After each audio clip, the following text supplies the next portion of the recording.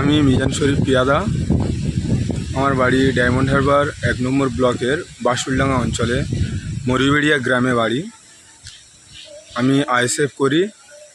এখানে যারা টিএমসির আছে, আমাদের বুথের আর কি দায়িত্বশীল টিএমসির, তার নাম হচ্ছে কাদের মোল্লা। বিগত 1 মাস ধরে আমাকে হুমকি চুমকি দিচ্ছিল।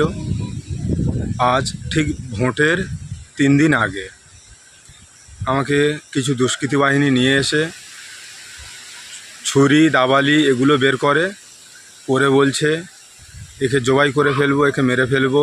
ওই কাদেরের ডাক্তারখানায় দাঁড়িয়ে, আমি ওর ডাক্তারখানায় সামনে দাঁড়িয়েছিলাম।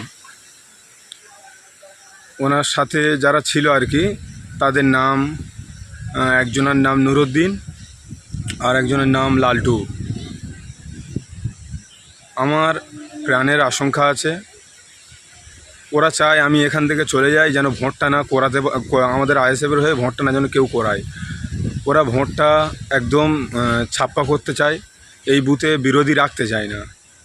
তাই এই বুথে আমি আইএসএফের হয়ে সামনে থাকি, তাই আমাকে মারতে চায়।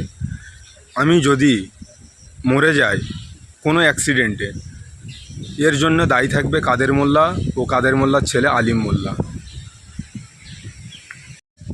ওরা চায় যে আমি আমাদের বুথে এজেন্ট না দিই। ওদের একটাই উদ্দেশ্য, আমাদের এজেন্ট না দেওয়া, ভয় সৃষ্টি করে মানুষের ভোটটাকে লুট করা আর কি। তো আমি এটুকা বলবো যে এখানে ওরা চাহে আমাকে মেরে দুক, যা করুক, এই বুথে আমি এজেন্ট বসিয়েই শুনবো। আর আমি আমার আইএসএফের প্রত্যেক সাথীকে বলবো, ভয় তো এরা সারা জীবন দেখাতেই থাকবে। যদি এদের ভয়ে আমরা সবাই ভয় পেয়ে যাই, তাহলে তো আমরা রাজনীতি আসা একদম বেকার হলো, আমাদের সময়টা শুধু শুধু নষ্ট হলো। আমি প্রত্যেককে বলবো, আমাদের যারা বিশেষ করে এই ভয় সন্ত্রাসটা সৃষ্টি হচ্ছে ডায়মন্ড হারবার কেন্দ্রে, প্রত্যেক আইএসএফ কর্মীদের উদ্দেশ্যে বলবো, সাথীরা প্রত্যেকে আমরা প্রত্যেক বুথে এজেন্ট দেওয়ার চেষ্টা করি। প্রত্যেকে নিজেদের সাংগঠনিক যে গ্রামে আলোচনা করুন, করে প্রত্যেকে একটু সাহসী যে আসে তাদেরকে নিয়ে এজেন্ট দেওয়ার একটু চেষ্টা করুন।